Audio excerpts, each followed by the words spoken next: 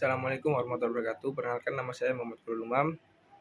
Saya di sini akan menjelaskan tentang bagaimana cara kerja trafo. Sebelum kita melihat bagaimana cara kerja trafo, mari kita rekap dengan cepat bagaimana trafo tersebut digunakan dalam jaringan nasional. Sebagian besar listrik kita di Inggris dihasilkan di pembangkit listrik besar yang tersebar di seluruh negeri. Nah, setelah mereka menghasilkan listrik yang harus dialirkan melalui trafo step up yang meningkatkan tegangan menjadi sekitar 400.000 volt.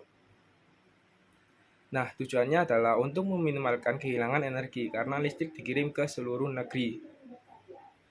Kabel dan tiang yang sangat besar, kemudian listrik tersebut sampai ke tempatnya perlu jalan seperti kota kecil, melewati trafo step down, yang menurunkan tegangan menjadi 230 volt, sehingga aman digunakan untuk di rumah kita. Jadi kesimpulannya, peran trafo adalah untuk menaikkan atau menurunkan tegangan listrik.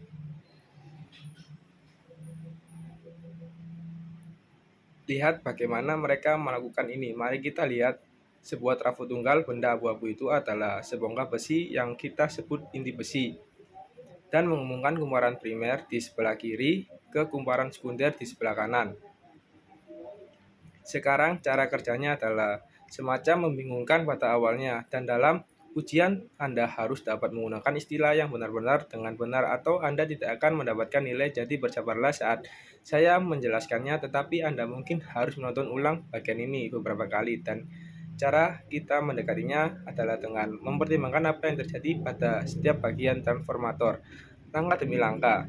Nah, hal pertama yang terjadi adalah beda potensial bolak-balik didapatkan pada kumparan primer yang menyebabkan arus mengalir dan menghasilkan medan magnet. Medan magnet sekitar kumparan karena beda potensial bolak-balik searah arus, maka medan magnet juga akan bergantian. Selanjutnya, medan magnet bolak-balik pada kumparan primer menginduksi medan magnet bolak-balik pada inti besi. Karena ingat, besi merupakan bahan magnet, jadi ia dapat menjadi termagnetisasi jika terkena medan magnet.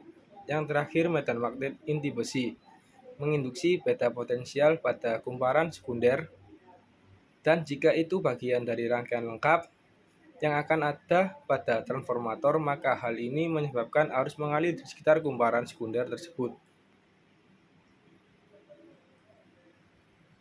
Jadi untuk meringkas semua ini, trafo secara efektif hanya mentransfer arus dan kumparan primer dari kumparan primer ke kumparan sekunder. Tetapi alih-alih listrik hanya mengalir lurus, ia menggunakan medan magnet yang diinduksikan ini, dan alasan mengapa ia tidak bisa mengalir lurus adalah karena kabelnya diisolasi dengan plastik sehingga listrik tidak dapat mengalir antara kawat dan inti besi. Sekarang alasan kita harus menggunakan semua benda magnet aneh ini adalah karena memungkinkan kita mengubah besaran beda potensial. Misalnya, yang ini adalah trafo step up. Jika kita memasukkan suplai 10 volt, kita akan mendapatkan suplai 20 volt.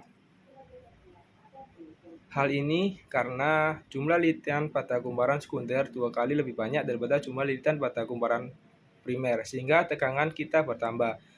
Kontras 2 kali lipat. Trafo ini akan menurunkan tegangan karena jumlah lilitan pada kumparan sekunder lebih sedikit daripada kumparan pertama.